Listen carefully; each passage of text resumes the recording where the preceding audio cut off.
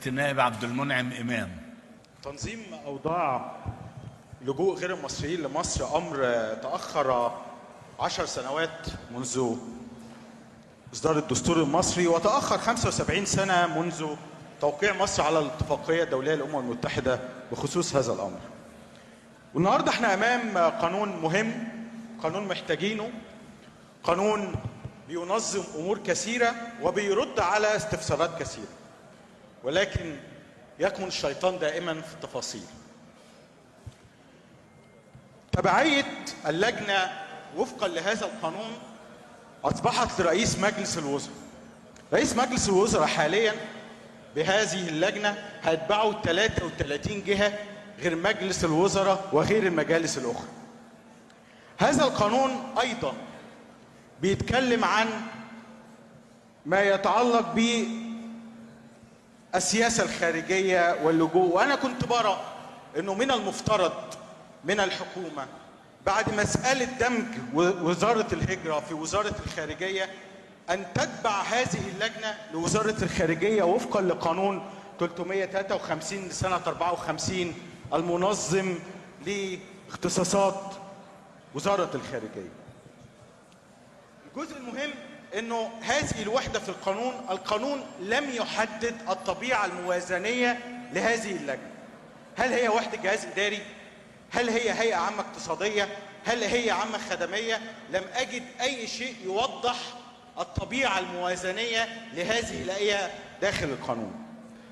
النقطة المهمة أنه المادة 23 من القانون اللي بتتكلم وأشار لها الكثير من الزملاء عن عدم فرض أي رسوم على طالب اللجوء في مصر أو غيرها من الأمور أو أعباء إضافية بناء عليهم ما يتعلق بالمصريين، ولكن هذا الأمر يحتاج لمراجعات عدة لعدد من القرارات، آخرها القرار رقم 3326 لسنة 23 واللي أصدره رئيس مجلس الوزراء، واللي كان بيتكلم عن سداد بعض المصروفات الإدارية بما يوازيها بالدولار والعملات الأجنبية.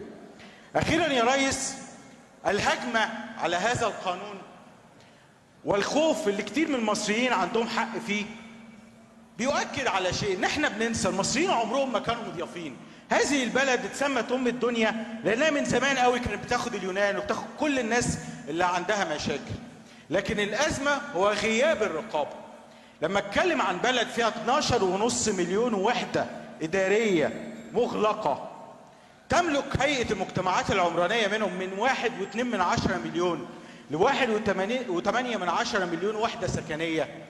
لو احنا كنا بننظم باختصار وفي حدود المشروع واستضفنا هؤلاء الضيوف في هذه الوحدات بإيجارات محددة تكسب هذه الدولة أموال، بدل ما بتعرض الوحدات التجارية والسكنية في مصر كلها لنوع من أنواع العرض والطلب الشديد، فبتعمل أزمة كبيرة بتخلي ناس مصريين كتير خايفين بسبب الأعداد.